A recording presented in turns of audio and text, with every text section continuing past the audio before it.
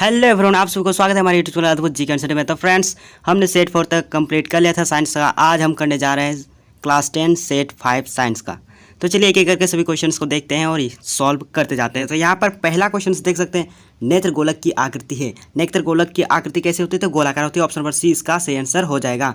Next देखते हैं, अवतल लेंस द्वारा किस दृष्टि दोष को दूर किया जाता है? तो अवतल लेंस द्वारा निकट दृष्टि दोष को दूर किया जाता है। ऑप्शन नंबर ए इसका राइट आंसर हो जाएगा। और यहाँ पर आप लोग देख सकते हैं वीवीआई क्वेश्चंस की विद्युत आवेश का एसआई मात्रक क्या है? विद्युत आवेश का एसआई मात्रक कूलम होता है। ऑप्शन नंबर ए इसका सही आंसर हो जाएगा। एक गोले दर्पण की वक्रता त्रिज्या सेंटीमीटर, इसकी फोकस दूरी होगी। यहाँ पर देख सकते हैं कि यहाँ क्वेश्चंस में कुछ फॉल्ट है। क्या फॉल्ट है कि यहाँ पर सिर्फ सेंटीमीटर दिया हुआ है और कुछ भी नहीं दिया हुआ है। तो इस स्थिति में क्या करेंगे? इस स्थिति में आपका जो यहाँ पर मान निकालने के लिए कहा गया है किसकी? फोकस दूरी की। तो एफ इक्वल टू आपका होता है r/2। ये आपका फॉर्मूला होता है, एफ इक्वल टू r/2 होता है। तो यहाँ पर सेंटीमीटर की जगह पर अगर आपको 40 दिया हुआ रहता है, 40 सेंटीमीटर की जगह पर आपको 40 सेंटीमीटर दिया हुआ रहेगा, तो आप क्या करेंगे? तो फॉर्मूला लगाएंगे एफ इक्वल टू r/2, जिसमें r पर आप लोग रखिएगा 40 और नीचे आप 2, इसको काट दीजिएगा तो आपका जो आंसर हो जाएगा 20 सेंटीमीटर। तो यहाँ पर आपका कोई भी नंबर नहीं दिया हुआ है, सिर्फ सेंटीमीटर दिया हुआ है, इसलिए इसका जो आंसर कुछ भी नहीं होगा। चलिए आगे बढ़ते हैं। यहाँ पर देख सकते हैं कि एक प्रतिबिंब का आकार हमेशा वस्तु के बराबर है, तो दर्पण होगा, क्या होगा? तो समतल, क्योंकि समतल दर्पण में हमेशा प्रतिबिंब एकदम बड़ा बनता है, एकदम सीधा साधा बनता है, सेम बनता है। तो चलिए आगे बढ़ते हैं। किस दर्पण का दृष्टि क्षेत्र विस्तृत होता है? तो उत्तल दर्पण का दृष्टि क्षेत्र विस्तृत होता है। आगे देखते हैं, ये पिछले सेट में भी था कि हजामत बनाने में किस दर्पण का उपयोग किया जाता है? तो अवतल दर्पण का उपयोग किया जाता है। ऑप्शन नंबर सी इसका राइट आंसर। निर्वात में प्रकाश की चाल होती है, ये वीवीआई है, तो आपका जो आंसर हो जाएगा ऑप्शन नंबर ए 3 × 10⁸ मीटर पर सेकेंड।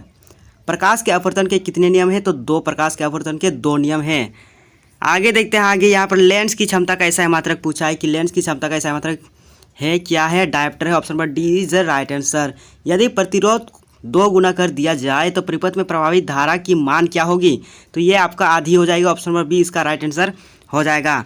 नेक्स्ट देखते हैं, विद्युत धारा उत्पन्न करने की युक्ति को कहते हैं। यहाँ पर क्या पूछा गया है? विद्युत धारा उत्पन्न करने की युक्ति को कहते हैं तो विद्युत जनित्र कहते हैं, क्योंकि ये यांत्रिक ऊर्जा को विद्युत ऊर्जा में परिवर्तित करती है। तो ऑप्शन नंबर बी इसका राइट आंसर हो जाएगा। विद्युत धारा उत्पन्न करता है, विद्युत धारा क्या उत्पन्न करता है? तो वो उत्पन्न करता है विद्युत क्षेत्र, और विद्युत क्षेत्र क्या उत्पन्न करता है? चुंबकीय क्षेत्र। तो यहाँ पर क्या पूछा है? यहाँ पर पूछा गया विद्युत धारा उत्पन्न करता है, तो क्या उत्पन्न करता है? विद्युत क्षेत्र। और विद्युत क्षेत्र क्या उत्पन्न करता है? चुंबकीय क्षेत्र। तो यहाँ पर आपका जो ऑप्शन हो जाएगा, आंसर हो जाएगा ऑप्शन नंबर ए विद्युत क्षेत्र हो जाएगा। रासायनिक अभिक्रिया में भाग लेने वाले पदार्थ को क्या कहते हैं? तो अभिकारक कहते हैं। ऑप्शन नंबर ए इसका राइट आंसर हो जाएगा। नेक्स्ट देखते हैं, कौन सूर्य प्रकाश के प्रभाव से अपघटित हो जाता है? तो AgCl आपका ऑप्शन नंबर सी इसका राइट आंसर हो जाएगा। वह अभिक्रिया जिसके घटित होने में ऊर्जा अवशोषित होती है कहलाती है। यहाँ पर क्वेश्चंस में कहा गया कि ऊर्जा अवशोषित होती है, तो ऊर्जा अवशोषित होती है तो क्या होगी? ऊष्मा शोषी। ऑप्शन नंबर बी इसका राइट आंसर हो जाएगा। आगे देखते हैं, 1 बिलियन लाल लिटमस पत्र को नीला कर देता है, वह बिलियन है, क्या है? तो क्षारीय है। ऑप्शन नंबर सी इसका राइट आंसर है। सोडियम कार्बोनेट का सूत्र है तो Na2CO3। ऑप्शन नंबर ए इसका राइट आंसर हो जाएगा। चलिए आगे बढ़ते हैं जल्दी से। और यहाँ पर देख सकते हैं, धातु के ऑक्साइड की प्रकृति क्या होती है? तो धातु की ऑक्साइड की प्रकृति होती है क्षारीय। ऑप्शन नंबर बी इसका राइट आंसर हो जाएगा। अम्ल जलीय विलयन में उत्पन्न करता है, तो अम्ल में आपका H+ होता है। Option number A. और क्षारीय विलयन में आपका OH- होता है। तो यहाँ पर पूछा गया है कि अम्ल जलीय विलयन, यहाँ पर पूछा गया अम्ल जलीय विलयन उत्पन्न करता है, क्या उत्पन्न करता है? ऑप्शन नंबर ए H+ उत्पन्न करता है। कमरे के ताप पर द्रव धातु है, क्या है? तो Hg है। कमरे के ताप पर द्रव धातु Hg है, तो Hg यहाँ पर आपका कहीं भी ऑप्शन में नहीं दिया है, तो इसका आंसर इसमें से कोई नहीं हो जाएगा।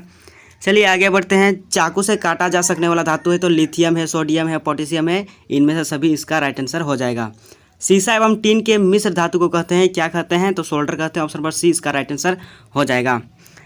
निम्न में से एल्कोहल प्रक्रियात्मक समूह का फॉर्मूला है, तो यहाँ पर आप लोग देख सकते हैं इसका जो आंसर हो जाएगा ऑप्शन नंबर ए भी और सी भी। ऑप्शन नंबर ए और सी दोनों इसका आंसर हो जाएगा। और यहाँ पर ऑप्शन नंबर डी का जो ये आपका ये आपका कीटोन का है, डबल बॉन्ड CO आपका कीटोन का है, और यहाँ पर ऑप्शन नंबर बी आपका सिंगल बॉन्ड CHO ये आपका एल्डिहाइड का है। तो यहाँ पर पूछा गया है क्या, तो एल्कोहल, एल्कोहल का आपका सिंगल बॉन्ड OH होता है। ऑप्शन नंबर सी या फिर ऑप्शन नंबर ए दोनों सही है। निम्न में कौन सरलतम हाइड्रोकार्बन है, सरलतम हाइड्रोकार्बन मीथेन होता है। ऑप्शन नंबर ए इसका राइट आंसर हो जाएगा। आधुनिक आवर्त सारणी में आवर्त की संख्या कितनी है, तो 7 है। 7 आपका आवर्त की संख्या है, और अगर यहाँ पर आवर्त की समूह पूछ दिया जाता है तो आपका 18 होता है। यहाँ पर आपका जो आवर्त की संख्या पूछा है तो ऑप्शन नंबर बी 7। आगे बढ़ते, एक कोशिकीय जंतु है, तो यह आपको 8 क्लास से पढ़ते आ रहे हैं कि अमीबा एक कोशिकीय जंतु है। मनुष्य के मुख गुहा में कितने जोड़े लार ग्रंथि पाई जाती है, तो यहाँ पर आपका 3 जोड़े पाए जाते हैं। नेक्स्ट देखते हैं, कोशिका का पावर हाउस किसे कहते हैं। कोशिका का पावर हाउस किसे कहते हैं, तो mitochondria. Option number B is the right answer. Estrogen स्रावित होता है, एस्ट्रोजन किस में होता है, तो ये आपका मादा में होता है, और नर में क्या होता है, ये टेस्टोस्टेरोन होता है, और मादा में होता है एस्ट्रोजन। तो एस्ट्रोजन मादा में होता है, तो मादा में कौन सा भाग इस ऑप्शन में दिखाई दे रहा है, तो अंडाशय। अंडाशय मादा में पाया जाता है, और अंडाशय द्वारा है एस्ट्रोजन स्रावित होता है। चलिए आगे बढ़ते हैं। मस्तिष्क उत्तरदायी है, मस्तिष्क क्यों उत्तरदायी है, ब्रेन क्यों उत्तरदायी है, तो ये आपका सोचने के लिए, हृदय संपादन के लिए, शरीर का संतुलन बनाने के लिए। उपरोक्त सभी ऑप्शन पर डी इसका राइट आंसर। हाइड्रा में प्रजनन किस विधि से होता है, तो मुकुलन विधि से। आपका हाइड्रा होता है, यहाँ पर मुकुलन निकल जाता है, तो फिर से ये मुकुलन कट कर दूसरा हाइड्रा बन जाता है, ये भी बड़ा हो जाता है, फिर से यहाँ पर मुकुलन उत्पन्न होता है, फिर कट होता है, इस तरह ये मुकुलन होते रहता है।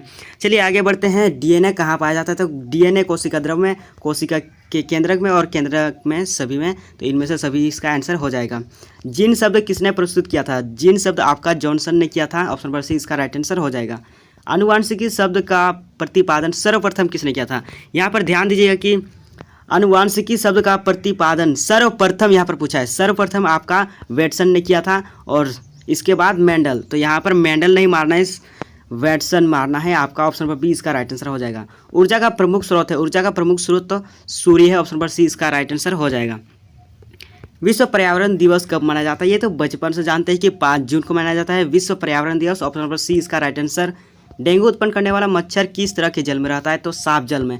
अगर आप लोग जल को खाली छोड़ देते हैं, बिना ढके उससे छोड़ देते हैं, तो उससे आपका डेंगू मच्छर उत्पन्न होता है, और उससे आप लोगों को काट देता है, तो डेंगू का रोग पैदा हो जाता है।